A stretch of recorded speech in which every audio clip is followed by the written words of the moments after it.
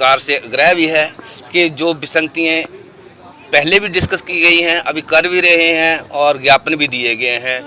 एक राष्ट्रपति जी को भी ज्ञापन दिया गया है, प्रधानमंत्री जी को दिया गया है, राज्यपाल जी को दिया गया है और डिस्ट्रिक्ट कलेक्टर्स को, एसडीएम तक के यहाँ पे ज्ञापन दिए गए हैं। उनमें भी क्या है, इन समस्याओं को उन समस्याओं को अवगत करवाया गया है। ज्ञापन तो दिए हैं लेकिन निष्कर्ष अभी तक कोई भी नहीं आया है। CCN News 24 के सभी दर्शकों को मेरा नमस्कार। दर्शकों, इस वक्त मैं भारत की राजधानी दिल्ली के जंतर मंतर पे हूँ और जानते हैं आपके प्रोटेस्ट का केंद्र बिंदु है। देश भर से लोग आके यहाँ पे सरकार की जन विरोधी नीतियों का लगातार प्रदर्शन करते हैं और आपको पता होगा कि हाल फिलहाल में यहाँ पहलवानों का धरना था। उससे पहले से यहाँ पे 102 दिनों से जो भारत के देश के जो सरहद के सिपाही कहा जाता है, जो अपनी कुर्बानी देते हैं, बलिदान देते हैं, भारतीय सेना के पूर्व सैनिक यहाँ पर प्रदर्शन कर रहे हैं। 102 दिन हो चुके हैं। भिन्न भिन्न तरीके के पैतरे आजमाए हैं सैनिकों ने कि सरकार के कान पे जू रेंग जाए, लेकिन सरकार अभी भी गूंगी, बहरी, अंधी बनकर सोई हुई है, चैन की नींद ले रही है। खुद को चौकीदार कहने वाली सरकार। मेरे साथ अभी एक पूर्व सैनिक है और साथ में अधिवक्ता भी है। आइए एक बार लीगल तौर पर इस धरने को किस प्रकार से आगे बढ़ाना चाहिए, कहाँ पे इसका समापन होगा, किस प्रकार से धरने में और अच्छे से कार्य करने के लिए क्या किया जा सकता है, इनसे बात कर लेते हैं। सबसे पहले सर जय हिंद। मेरा आपको जय हिंद जी। जय हिंद जी। आप अपना परिचय दे दीजिए एक बार। मैं ex serviceman, ex Naik Prabodh Sharma, M English LLB from Himachal Pradesh. Sir सबसे पहला सवाल लोगों के मन में अभी ये सुन के आ रहा होगा कि एक पूर्व सैनिक है आप, 30 से 35 साल सर्विस दे के आए होंगे, उसके साथ साथ आप अधिवक्ता कैसे बन गए? ये इसकी मैंने साथ साथ में पढ़ाई किया। अच्छा। और पढ़ाई करने के बाद इस मुकाम तक पहुंचा कि मैं अपने आप को इम्प्रूव करके मैं अपने समाज में भी अपने आप को कुछ प्रूव करके दिखाऊं और कुछ बनूं। मतलब भारतीय सेना में जब आप कार्यरत थे तभी आपने अधिवक्ता की भी पढ़ाई कर ली थी? हाँ जी। तो अभी आप हाई कोर्ट में हैं, सुप्रीम कोर्ट में, कहाँ से अधिवक्ता है आप? अधिवक्ता मैंने किया है LLB, लेकिन मैं अभी एजुकेशन डिपार्टमेंट में सर्विस कर रहा हूँ। अच्छा। तो उसके बाद मैं I will start my law practice after my retirement from the civil department also. अच्छा, अभी सर जो धरना चल रहा है 102 दिनों से चल रहा है, यहाँ पर लोग कई दिनों से कई राज्यों से 2-2, 3-3 हज़ार किलोमीटर पार करके यहाँ पे लोग आ रहे, धरना प्रदर्शन दे रहे। सरकार के कानों में अभी तक जू नहीं रहेंगे, कोई भी प्रतिक्रिया नहीं आई है इस धरने को लेकर, इस पर क्या कहेंगे? मेरा ये कहना है कि हम जो है, सबसे पहले मैं फेडरेशन ऑफ वेटरन एसोसिएशन का धन्यवाद करना चाहता हूँ, जिन्होंने मुझे इस मंच पर बोलने का मौका दिया है। और साथ में मैं ये कहना चाह रहा हूँ कि जो हमारे सेना में रहते हुए और अभी भी जो विसंगतियाँ हैं वो चली आ रही हैं, उसके ऊपर जो है विशेष ध्यान नहीं दिया जा रहा है। और हमारी सरकार से आग्रह भी है कि जो विसंगतियाँ पहले भी डिस्कस की गई हैं, अभी कर भी रहे हैं और ज्ञापन भी दिए गए हैं। एक राष्ट्रपति जी को भी ज्ञापन दिया गया है, प्रधानमंत्री जी को दिया गया है, राज्यपाल जी को दिया गया है और डिस्ट्रिक्ट कलेक्टर्स को, एसडीएम तक के यहाँ पे ज्ञापन दिए गए हैं। उनमें भी क्या है, इन समस्याओं को उन समस्याओं को अवगत करवाया गया है। ज्ञापन तो दिए हैं लेकिन निष्कर्ष अभी तक कोई भी नहीं आया है यहाँ पे।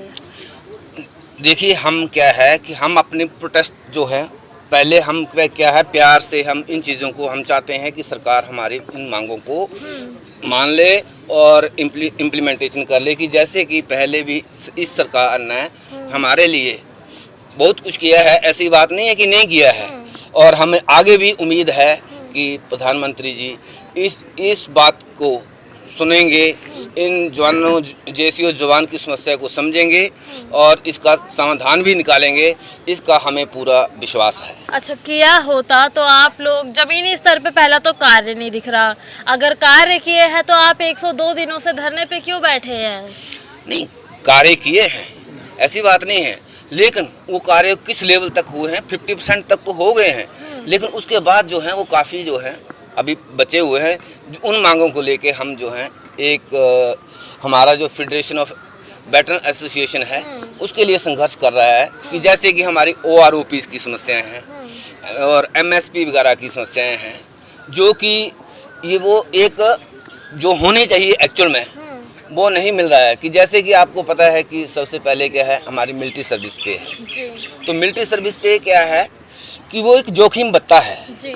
तो जोखिम भत्ता का मतलब ये है कि जो जोखिम में अपने आप को डाल के उसके बाद वो जो हमें सरकार देती है उसकी बात करना चाह रहे हैं। तो उसमें क्या है, जोखिम भत्ते में सबसे पहले क्या है आपको कि एक जवान ही सबसे आगे चलता है और वही 56 इंची का सीना जो है तान के आगे चलता है, उसके पीछे ही पूरा हिंदुस्तान चलता है। तो क्यों उसको जब सेवा की बात आती है तो सभी बोलते हैं कि मैं एक देश का सिपाही हूँ, चाहे जनरल ही क्यों ना हो, लेकिन जब उसके वेलफेयर की बात आती है तो ये बोला जाता है कि आप पीछे हो जाओ, अभी मैं आगे होता हूँ। यही समस्याएं जो हैं, जब फाइनेंशियली बेनिफिट की बात आती है तो बोला जवान तो कुछ भी नहीं है और हम ही सब कुछ हैं, और जब उसका आता है वेलफेयर का टाइम तो उस टाइम जवान बोलते हैं इसको देने की ज़रूरत नहीं है, ऐसा ठीक है। तो मेरा कहने का भावार्थ ये है कि ये जो समस्याएं हैं, इन समस्याओं का जो है निवारण होना चाहिए, क्योंकि हमारा देश जो है 1947 में आज़ाद हुआ था। एक हमारा देश जो है एक लोकतांत्रिक देश है, 1947 लोकतांत्रिक देश है, और ये 1947 से लोकतंत्र जो है इसके अंदर जो है उसका सभी समुदायों को, सभी को उसका हक दिया जाता है। लेकिन एक सैनिक जो है, जवान और जेसी जो हैं, वो आज भी 1947 के बाद में 75 साल हमारा देश जो है 75 साल का अमृत महोत्सव मना रहा है। लेकिन जो जवान और जेसी जो हैं वो उसी प्रकार से जंजीरों से जकड़े हुए हैं जैसे कि ब्रिटिश टाइम में हुआ करता था। तो ये ब्रिटिश टाइम की जो जंजीरें हैं, इनको किस प्रकार से हटाया जा सकता है? आप अधिवक्ता हैं, आप लीगल तौर पे बताइए जो बटमैन जैसा सिस्टम है। हाँ, तो मैं इसको यही कहना चाह रहा हूँ कि इसको हटाया जा सकता है, लेकिन उसमें क्या है कि जब भी पॉलिसीज़ को बनाई जाती है या पे कमीशन बनाया जाता है या जो भी है, तो वो जिसके लिए बनाया जाता है वो तो उधर प्रेजेंट ही नहीं होता है, तो समस्या कैसे हल होगी? जब उसको पूछा जाएगा तभी उसका आंसर मिलेगा ना। जिसको प्रॉब्लम होगी वही अपनी प्रॉब्लम समस्या हल मतलब लेकिन प्रॉब्लम्स का जो रिप्रेजेंटेटर है उसको तो आगे भेजा ही जाता है ना। आप लोगों का एक रिप्रेजेंटेटर, एक ऑफिसर बन के जाता है। हाँ, तो रिप्रेजेंटेटर है, they doesn't know the thing but is happening with the jawan and JCO. So this is the reason कि जो उसके साथ घट रही है वो घटना वो अच्छे तरीके से बता पाएगा, या जिसके साथ नहीं घट रही है उसको वो अच्छी तरीके से बता पाएगा। सरकार को कौन बता पाएगा? तो अभी तो आप लोग 102 दिनों से बता ही रहे हैं ना सरकार को। सरकार ने अभी तक तो कोई भी कदम नहीं उठाया आपकी समस्याओं का हल करने के लिए।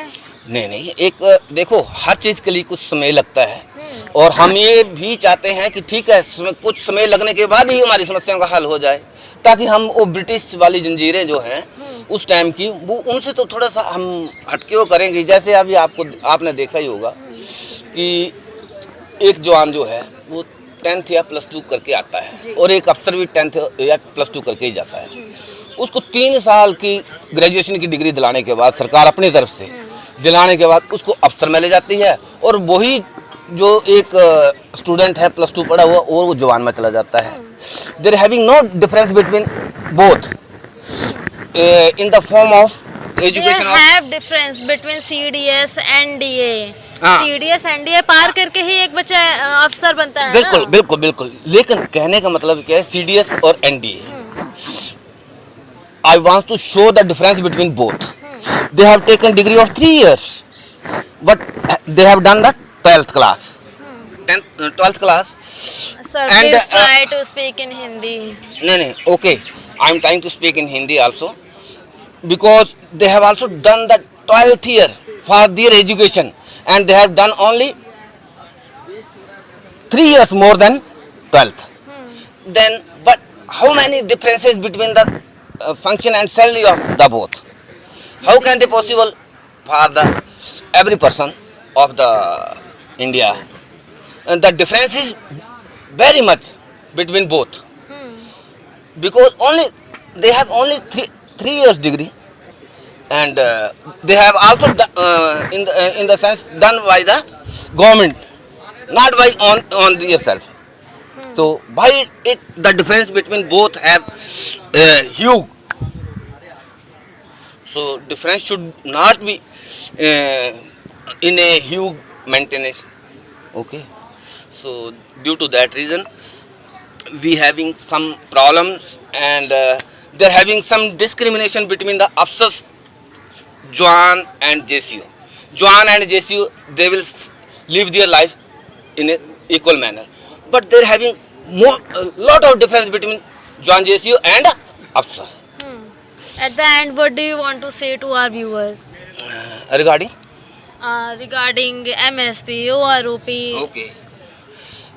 Firstly, I have also aware about the MSP, multi service pay, and have also given the examples of all the thing कि सबसे पहले क्या है, MSP जो है वो किसको देनी चाहिए, किसको नहीं देनी चाहिए, that should be defined by the committee and listen the problems of JCO and Joan, not only officer. So due to that reason, every person should, one member of each category should be present in the committee. Otherwise, no problem will be solved by any person. But problem is me and our in the sense which are showing the thing and discussing about the Jawan, but Jawan is not there. How they can show their presence in that? But Jawan's representative officer is there now. One representative is there, only officer, na? That they will see to their not of JCU and Jawan. So if the Jawan and JCU will be there, and they can also become a representative, then it can be solved easily, no problem at all. If which individual having a problem, then they will be there, then the problem can be settled.